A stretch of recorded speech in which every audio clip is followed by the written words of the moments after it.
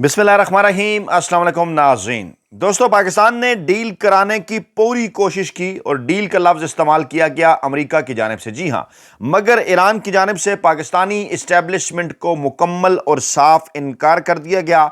Iran ने America की शराइत पर पाकिस्तान की गारंटी लेते हुए किसी भी किस्म की ऐसी डील करने से साफ साफ इनकार कर दिया कि जिससे ईरान की सालमियत, इज़्ज़त, खुद मुख्तारी पर किसी किस्म का कोई समझौता हो। गोया कि इमरान खान साहब के उसी मौक़िफ़ की एक बार फिर जीत, जो कि इमरान खान साहब ने अमेरिका को एब्सोल्युटली नॉट कहा था, अपनी सालमियत, अपनी इज़्ज़त और ख़ुद मुख्तारी पर समझौता करने से इनकार कर दिया था। ऐसा ही हुआ। ईरान भी चला इमरान खान साहब के रास्ते पर, इमरान खान साहब के मौक़िफ़ की तायद हुई और ईरान की जानिब से अमेरिका को एब्सोल्युटली नॉट कह दिया गया।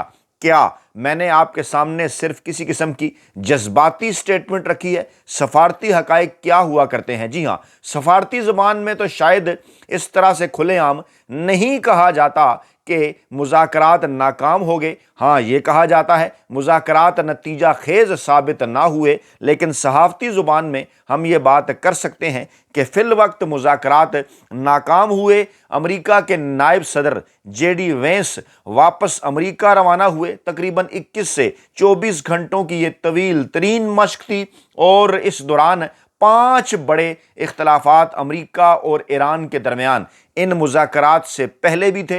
इन पाँचों मुज़ाकरात का, ये जो 5 बड़े इख्तलाफात हैं, इन पाँचों इख्तलाफात का एक एक करके जायज़ा लेंगे। आपको बताएंगे कि कितनी बात किस नुक्ते पर आगे बढ़ सकी, आगे मुस्तकबिल क्या होने जा रहा है, क्योंकि इसहाक डार पाकिस्तान के नायब वज़ीर-ए-आज़म और वज़ीर ख़ारजा, उनकी जानिब से इस ख्वाहिश का इज़हार किया गया कि ये जो जंग बंदी है ये जारी रहनी चाहिए, क्योंकि जो हेडलाइंस इंटरनेशनल मीडिया रिपोर्ट कर रहे हैं वो ये है कि अमेरिका की फ़ाइनल ऑफ़र, तेहरान का जवाब, पाकिस्तान की उम्मीद, इस्लामाबाद मुज़ाकरात ख़त्म होने पर अब ईरान ने क्या कहा।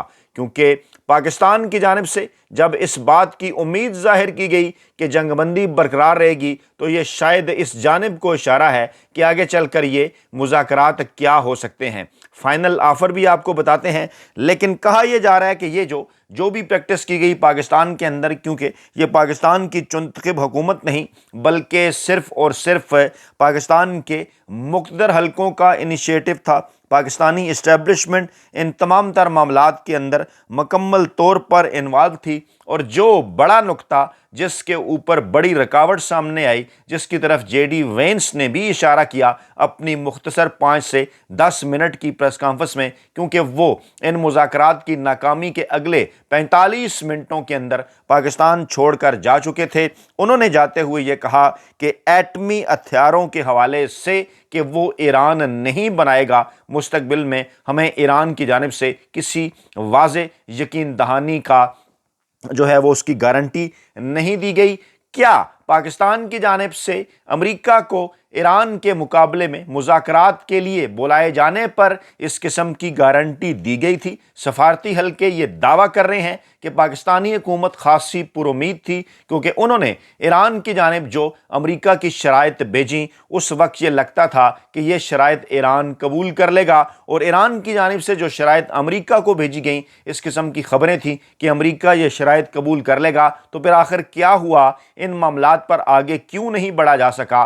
क्या वो राय जो सोशल मीडिया पर इस वक्त भी प्रेवेल कर रही है कि क्या दोनों जानिब भेजे जाने वाले नुकात फार्म 47 की तरह के थे? क्या अमेरिका और ईरान को अपनी अपनी उनकी शराइत एक दूसरे की जानिब भेजने से पहले उन्हें एतमाद में लिया गया, वही शराइत भेजी गई, या पाकिस्तान ने अपनी तरफ से इनमें नेक नीति के ज़रिए कुछ तब्दीली कर डाली और बाद में दोनों फ्रीकैन को इन शराइत के ऊपर राज़ी नहीं किया जा सका? मामला जनाब ये है कि JD वेंस जब जा रहे थे इतवार की सुबह 21 घंटों के मुज़ाकरात के बाद तो वो कहीं सवालात छोड़ कर जा रहे थे कि क्या मुज़ाकरात ख़त्म हो गए हैं या अभी बातचीत जारी रहेगी, जंग बंदी का मुस्तकबिल क्या होगा, अमेरिका का अगला लाएअमल क्या होगा, क्योंकि डोनाल्ड ट्रंप साहब इन मुज़ाकरात के दौरान ही धमकी आमेज़ लहजा जो है वो इख्तियार करने लगे थे। जो मुख्तसर प्रेस कॉन्फ्रेंस थी उसका मरकज़ी नुक्ता यही था कि ईरान से कोई हतमी मुआहदा नहीं हो सका।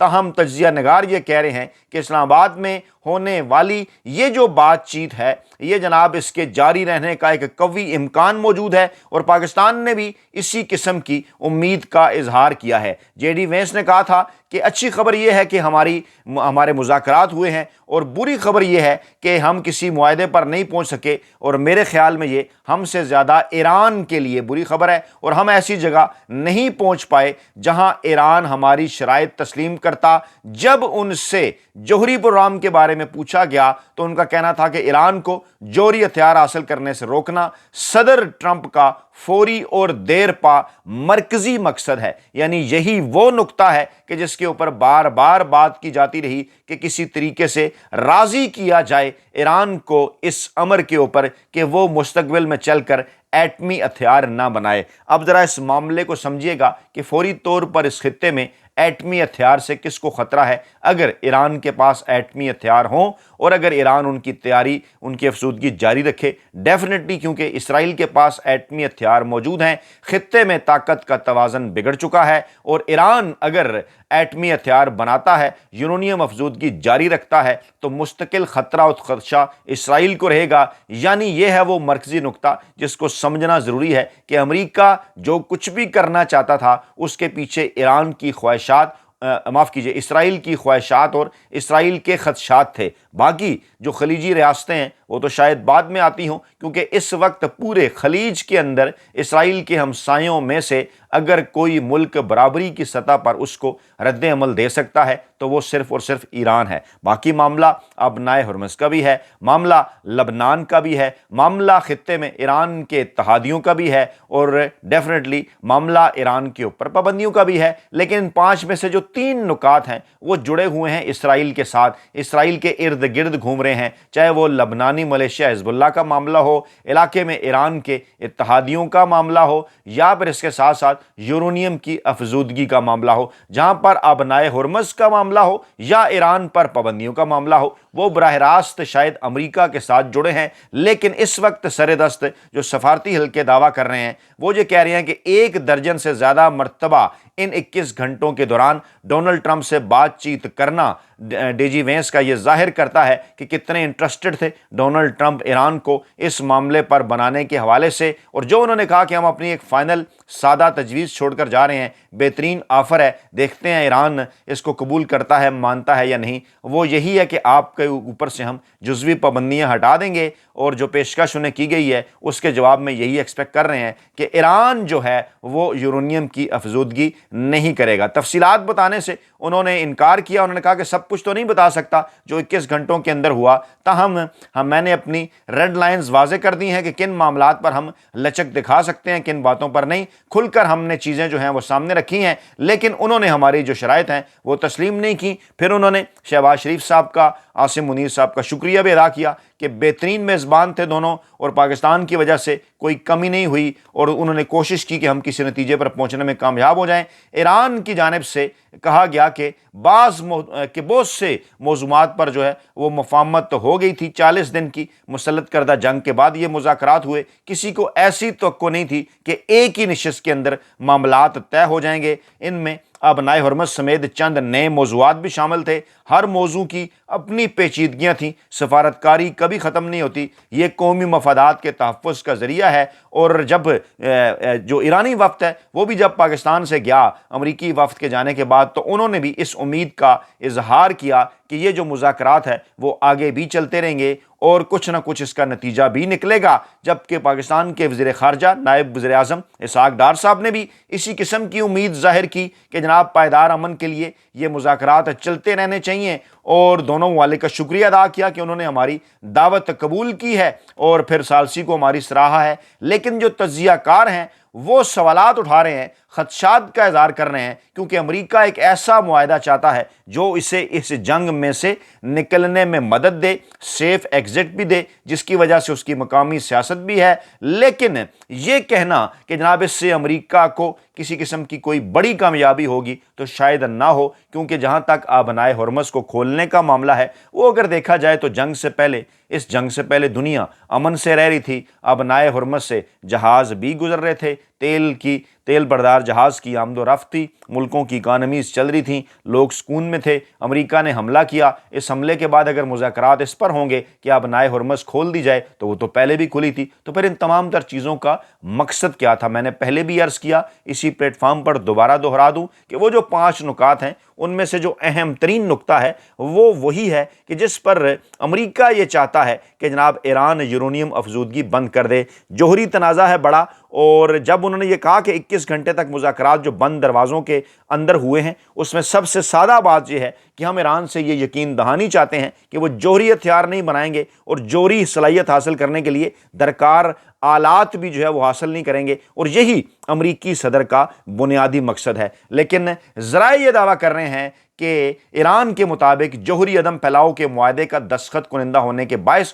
اسے شہری مقاصد کے لیے یورینیم افزودہ کرنے کا پورا حق حاصل ہے. وہ کبھی بھی اپنی سالمیت کا, اپنی عزت کا اور اپنی خود مختاری کا سودا اس معاملے کے اوپر نہیں کریں گے کہ اپنے ہاتھ کاٹ کر پھینک دیں, گویا کہ انہوں نے اس معاملے پر امریکہ کو ایبسولوٹلی ناٹ کہا ہے. اور ایران کی 10 نکاتی جو تجویز تھی, جسے ٹرمپ نے مذاکرات سے قابل عمل بنیاد قرار دیا تھا, اس میں اس کے افزودگی کے حق کی بین الاقوامی سطح پر تسلیم شدگی کا جو مطالبہ ہے وہ بھی شامل ہے. اور ٹرمپ کے 15 نکاتی منصوبے میں یہ مطالبہ شامل ہے کہ ایران اپنی سرزمین پر ہر قسم کی یورینیم افزودگی کو ختم کرے گا. اب یہی وہ نقطہ ہے جس کے متعلق یہ لوگ دعویٰ کر رہے ہیں. سفارتی ذرائع کے پاکستان کی جانب سے یقین دہانیاں کرائی گئی تھیں دونوں ممالک کو کہ اس میں کوئی نہ کوئی درمیانی نقطہ جو ہے وہ نکال لیا جائے گا. اور دوسرا جو معاملہ ہے وہ جناب لبنان کا. لبنانی اتحادی حزب اللہ, اس کے خلاف اسرائیل کی کارروائیاں جاری ہیں, اور مذاکرات شروع ہونے سے پہلے بھی یہ کارروائیاں متاثر ہونے کا سبب بن رہی تھیں. اور اس دوران جب پاکستان سے جب یہ اعلان کروایا گیا کہ جنگ بندی میں لبنان بھی شامل ہے, بعد میں ایسا نہیں ہوا, وہاں پر اسرائیل نے اپنے حملے جاری رکھے. اب بھی کچھ اسی قسم کی خواہش تھی جناب امریکہ کی اسرائیل کی ایما پر کہ وہاں پر جو حزب اللہ کی حمایت ہے جو ہے وہ اسرائیل کے خلاف, وہ جناب ایران ختم کر دے خطے میں, تاکہ اسرائیل سب سے بڑا ٹھیکیدار بن کے ابھرے. پھر آبنائے ہرمز اہم تیل بردار جہازوں کی گزرگاہ کا معاملہ, اور آبنائے ہرمز سے جہازوں کو گزرنے کے لیے راستہ دینے کے معاملے میں صدر ڈونلڈ ٹرمپ کا یہ کہنا ہے کہ ایران کا موقف صحیح نہیں ہے, اور انہوں نے کہا کہ ہمارے درمیان یہ معاہدہ نہیں ہوا تھا کہ جناب اس طرح سے ایران روک لیا کرے گا. ایران جو ہے وہ اس وقت اسے خود مختار ایرانی پانی قرار دے رہا ہے, نئے قواعد کی بات کر رہا ہے جو یہ طے کریں گے کہ یہاں سے کون گزر سکتا ہے اور کسے اجازت جو ہے وہ نہیں ہوگی. اور جمعرات کو ایران نے 2 موجودہ بحری راستوں کے شمال میں نئے ٹرانزٹ راستے بھی بنانے کا اعلان کیا تھا, جس سے چونک پڑے تھے ڈونلڈ ٹرمپ, کیونکہ جو چند جہاز پچھلے چند ہفتوں میں یہاں سے گزرے ہیں انہوں نے $20 لاکھ یعنی تقریباً 15 لاکھ پاؤنڈ بنتے ہیں, یہ انہوں نے ٹیکس ادا کیا ہے. یہ امریکہ کو آگے چل کر پریشانی ہے کہ ٹینکر سے فیس جو ہے وہ نہیں لینی چاہیے. پھر اگلا نقطہ ایران کے علاقائی اتحادیوں کا ہے, جس میں جو کہ خاصا اثر و رسوخ ہے. لبنان میں حزب اللہ ہے, یمن میں حوثی ہیں, غزہ میں حماس ہے, عراق میں اس طرح سے مختلف ملیشیا گروپس ہیں, اور جنہیں فارورڈ ڈیفنس کہا جاتا ہے. اس پر اسرائیل اور امریکہ کے طویل اختلافات ہیں ایران کے ساتھ, اور کیونکہ انہیں مسلسل حملوں کا سامنا ہے, مزاحمت کا سامنا ہے, اور اس لیے ان کی کوشش اور خواہش یہ ہے کہ ان علاقائی اتحادیوں کے معاملے پر بھی ایران اپنا موقف نرم کرے. پھر اگلا بڑا اختلاف پابندیوں میں نرمی کا ہے. کئی دہائیوں سے تقریباً 35-40 برسوں سے ایران سخت ترین علاقائی پابندیوں کا سامنا کر رہا ہے, اور کسی بھی ممکنہ معاہدے کے حصے کے طور پر امریکہ اور عالمی برادری کی جانب سے عائد تمام پابندیاں جو ہے وہ ختم کرنے کا مطالبہ کر رہا ہے. ایران کے تقریباً $120 ارب کے تقریباً 90 ارب پاؤنڈ بنتے ہیں, اور اثاثے منجمد کیے گئے ہیں, وہ انہوں نے بحال کرانے کا مطالبہ کیا ہے. اور پھر لبنان میں جنگ بندی کا بھی معاملہ ہے، اور یہ جو تمام تر چیزیں ہیں ان پر ایران کا موقف جو ہے وہ بڑا سخت رہا، اس لیے ذرائع یہ دعویٰ کر رہے ہیں کہ یہ جو معاملہ ہے وہ آگے نہیں بڑھ سکا۔ اس وقت پاکستان کی پوزیشن کیا ہے؟ سفارتی سطح پر تو بظاہر آپٹکس دیکھے جائیں تو یہی کہا جائے گا کہ پاکستان نے بڑی کامیابی حاصل کر لی، لیکن ایوب خان کے دور پر نگاہ ڈالیں، یحییٰ خان کے دور پر نگاہ ڈالیں، جنرل ضیاء الحق کے دور پر نگاہ ڈالیں، جنرل مشرف کے دور پر نگاہ ڈالیں، تو شاید اس سے کہیں زیادہ کئی معاملات میں امریکی اور یورپی میڈیا کی بھی ڈارلنگ تھا پاکستان، اور وہاں کی حکومتوں کی بھی ڈارلنگ تھا پاکستان، لیکن اس کے بدلے میں پاکستان کو کیا ملا؟ کوئی دکھ دور ہوئے پاکستان کے کوئی مسائل حل ہوئے، پاکستان کو معاشی سطح پر کوئی فائدہ ہوا، یا پھر پاکستان کو کیا ملا؟ سرد جنگ، افغان جہاد، دہشت گردی کے خلاف جنگ، اس کے بعد اس کے آفٹر افیکٹس پورے ملک کے اندر جو کچھ بم دھماکے، امن و امان، فرقہ واریت، کلاشنکوف، ہیروئن کلچر، یہ سب کچھ امریکہ کے اور بڑے ممالک اور دیگر امریکہ کے درمیان سمجھوتے کرانے اور مصالحتیں کرانے، اسی قسم کے معاملات ہی کا نتیجہ ہے۔ یاد کریں نا ایوب خان صاحب کو کتنا پروٹوکول ملا کرتا تھا، یاد کیجئے کہ کراچی ایک کوچوان کی کتنی عزت ہوا کرتی تھی امریکہ کے اندر، یہ ساری ہماری تاریخ بتاتی ہے۔ پھر یحییٰ صاحب کے دور میں کسنجر صاحب کو جب بھجوایا گیا، بڑی فیسیلیٹیشن کرائی گئی، پھر جنرل ضیاء الحق صاحب نے جب مونگ پھلی قرار دیا تھا پینٹس امریکی امداد کو، پھر مشرف صاحب کو جو رسپیکٹ ملا کرتی تھی، یہ سب چیزیں آپ کے سامنے ہیں۔ تو صرف آپٹکس نہیں دیکھنے ہم نے، بلکہ یہ دیکھنا ہے کہ پریکٹیکلی ان تمام تر معاملات سے پاکستان کو کیا فائدہ ہوا۔ اپنی قیمتی رائے سے ضرور آگاہ کیجیے گا، اپنا بہت خیال رکھیے گا، دعاؤں میں یاد رکھیے گا۔ نئی ویڈیو کے ساتھ جلد حاضر ہوں گے، اللہ نگہبان۔